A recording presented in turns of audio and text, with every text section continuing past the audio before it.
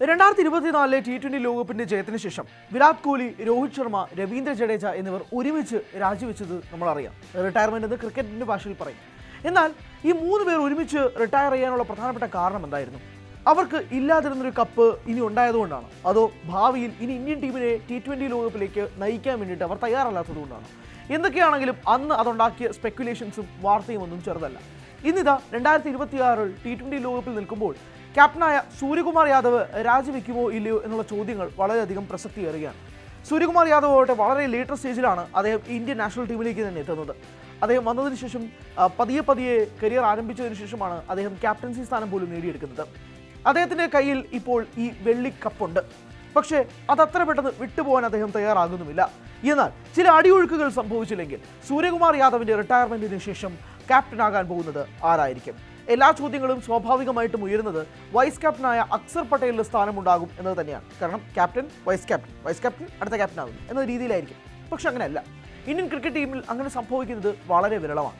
സ്വാഭാവികമായും അടുത്ത ക്യാപ്റ്റനാകാൻ പോകുന്നത് പുതിയൊരു ഫ്രഷ് ഫേസ് ആയിരിക്കും. ഈ T20 ലോകകപ്പ് ഇന്ത്യയെ സംബന്ധിച്ചിടത്തോളം വളരെയധികം പ്രധാനപ്പെട്ട ഒന്നായിരുന്നു. ഒന്ന്, നാട്ടിൽ നടക്കുന്ന ലോകകപ്പ്. അത് നാട്ടിൽ നിന്ന് തന്നെ നശിപ്പിച്ചു കളയാൻ ഇന്ത്യക്ക് താല്പര്യവുമില്ല. ഹോം ഗ്രൗണ്ടിൽ ടെസ്റ്റ് മത്സരങ്ങളിൽ വൈറ്റ് വാഷായി പോകുന്നത് പോലെയല്ല വൈറ്റ് ബോൾ ക്രിക്കറ്റ് കളിക്കുന്ന ഇന്ത്യൻ ടീം. അതൊരു പക്ഷേ ഹോം ഗ്രൗണ്ടിൽ കളിക്കുമ്പോൾ അങ്ങേയറ്റം ആവേശത്തോടു കൂടിയാണ് കളിക്കാറ്. സ്വന്തം കാണികളെ നിരാശരാക്കാൻ ഒരിക്കലും ഇന്ത്യൻ ടീം തയ്യാറെടുക്കാറുമില്ല. ഇപ്പോഴിതാ T20 ലോകകപ്പ് കയ്യിലിരിക്കുമ്പോൾ എല്ലാവരും സംസാരിക്കുന്നത് ഒരേ ഒരു പേരാണ്. അത് ക്യാപ്റ്റൻ സൂര്യകുമാർ യാദവോ കോച്ച് ഗൗതം ഗംഭീറോ ഒന്നുമല്ല, മലയാളിയായ സഞ്ജു സാംസനെ കുറിച്ചാണ് 140 കോടി ജനങ്ങളും സംസാരിക്കുന്നത്.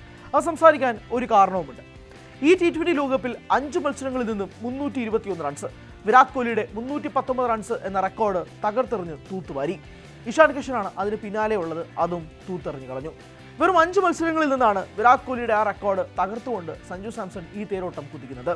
5 മത്സരങ്ങളിൽ നിന്ന് ഒരു പ്ലെയർ ഓഫ് ദ ടൂർണമെന്റ് ആകുന്നതും ചരിത്ര സംഭവമാണ്. ഒരുപക്ഷെ ടീമിൽ സ്ഥാനം പോലും ഇല്ലാതിരുന്ന ഒരു വ്യക്തി ടീമിൽ ഏറ്റവും അനിവാര്യമായ പ്ലെയറായി മാറിയതും ഒരു ടൂർണമെന്റിനിടയിലാണ്, അതും ഒരു ചരിത്രമാണ്. രണ്ടാമത്, ഡിഫെൻഡിങ് ചാമ്പ്യൻസ് ഒരിക്കലും അടുത്ത ഈ ലോകകപ്പ് ജയിച്ചിട്ടില്ല എന്നുള്ളൊരു മിത്ത് പൊളിച്ചെഴുതുകയായിരുന്നു ഇന്ത്യ. അതുപോലെ തന്നെയാണ് 2 തവണയിൽ കൂടുതൽ ഒരു രാജ്യം T20 ലോകകപ്പ് നേടിയിട്ടില്ല എന്നുള്ള മിത്തും ഇന്ത്യൻ ടീം പൊളിച്ചെഴുതിയത്. അങ്ങനെ ചരിത്രങ്ങൾക്ക് മേൽ ചരിത്രങ്ങൾ കുറിച്ച ആ മത്സരത്തിൽ ആ ചരിത്രങ്ങൾ വഴിവെക്കാനുള്ള കാരണക്കാരനായി മാറിയത് ആ വിഴിഞ്ഞം പയ്യൻ സഞ്ജു സാംസൺ തന്നെയാണ്. സ്വാഭാവികമായും 2-3 ചോദ്യങ്ങൾ ഉയരും. അടുത്ത ക്യാപ്റ്റൻസി സഞ്ജു സാംസണ് പോകുമോ എന്നുള്ളത് തന്നെയാണ്. എങ്ങനെ ടീമിൽ സ്ഥാനമുണ്ടാകുമോ എന്ന് ചോദിക്കുന്നവരാണ് ഇപ്പോൾ അടുത്ത ക്യാപ്റ്റൻ സഞ്ജു ആകുമോ എന്ന് ചോദിക്കുന്നത്. അത്രമാത്രം ട്വിസ്റ്റ് ആൻഡ് ടേൺ ആണ് ഒരു ടൂർണമെന്റ് കൊണ്ട് മാത്രം അദ്ദേഹം സംഭവിച്ചത്. സഞ്ജു സാംസൺ കഴിഞ്ഞ ദിവസം പ്ലെയർ ഓഫ് ദ ടൂർണമെന്റ് നേടിയതിനു ശേഷം പറഞ്ഞ ഒരു വാചകമുണ്ട്. താൻ വല്ലാത്ത റഫ് ടൈംസിലൂടെ പൊക്കോണ്ടിരുന്നു. ന്യൂസിലൻഡ് സീരീസിന് ശേഷം ഇത് മതിയാക്കിയാലോ എന്നുവരെ താൻ ആലോചിച്ചു.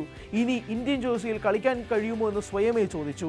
അപ്പോൾ വല്ലാത്ത ഡൗൺ ആയിരുന്ന സമയത്ത് സഞ്ജു സാംസൺ ഒരാളെ പോയി തേടി, ഒരു സ്പെഷ്യലിസ്റ്റിനെ, ക്രിക്കറ്റ് ദൈവത്തെ, സച്ചിൻ ടെണ്ടുൽക്കറെ. ഒരുപക്ഷെ സഞ്ജു ആ വാചകം പറഞ്ഞപ്പോൾ കേൾക്കുന്നത് ശരിയാണോ എന്ന് പോലും തോന്നിപ്പോയി.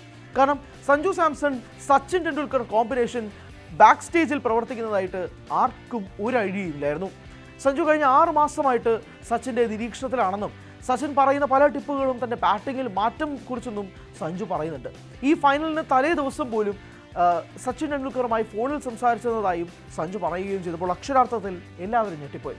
സാധാരണ നമ്മൾ പ്രതീക്ഷിച്ചത് രാഹുൽ ദ്രാവിഡിൻ്റെ പേരായിരിക്കാം. കാരണം രാഹുൽ ദ്രാവിഡാണ് സഞ്ജുവിൻ്റെ മെൻറ്റർ.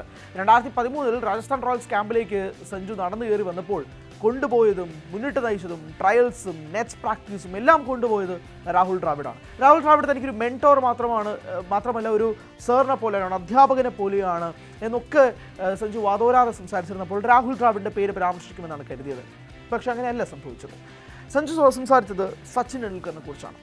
സച്ചിൻ കഴിഞ്ഞ മത്സരങ്ങളിലൊക്കെ തന്നെ ഇന്ത്യൻ ടീം ജയിച്ചതിന് ശേഷം സച്ചിൻ്റെ പോസ്റ്റുകൾ നിങ്ങൾ വ്യക്തമായിട്ടൊന്ന് നോക്കണം.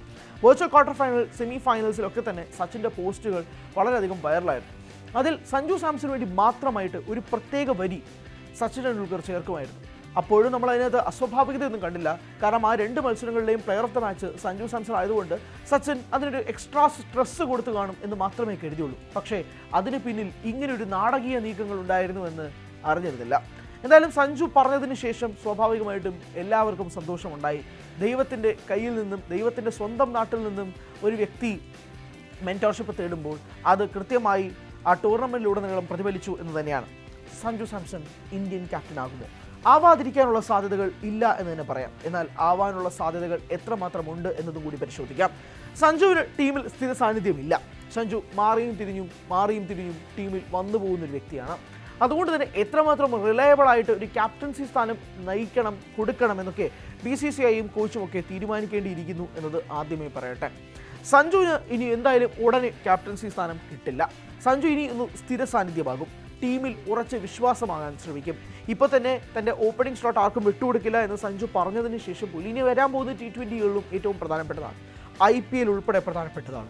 നമുക്കറിയാം സൂര്യകുമാർ യാദവിന് ഈ ഇന്ത്യൻ ക്യാപ്റ്റൻസി സ്ഥാനം കിട്ടുന്നതിൻ്റെ ഏറ്റവും പ്രധാനപ്പെട്ട പങ്കുവഹിച്ചത് മുംബൈ ഇന്ത്യൻസിന് വേണ്ടി സൂര്യകുമാർ യാദവ് നടത്തിയ ക്യാമ്പയിനുകൾ തന്നെയാണ്.